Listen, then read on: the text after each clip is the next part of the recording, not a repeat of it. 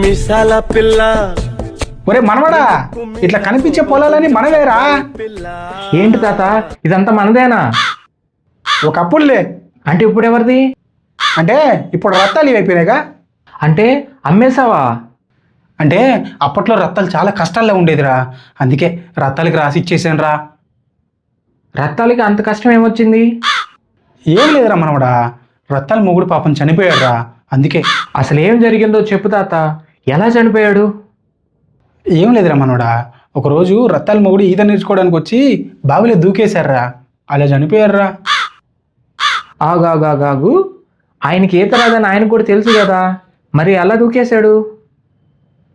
అంటే అది బావిలో దూకితే ఈత అదే వస్తుందని చెప్పాను రా, వాడు బావిలో దూకాడు, చచ్చిపోయాడు.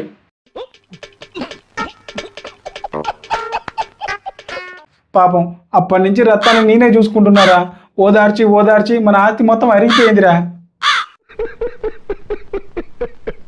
దాన్ని ఓదార్చడం అంటారు, ఉన్న ఆస్తులు మొత్తం దెంగ పెట్టడం అంటారు.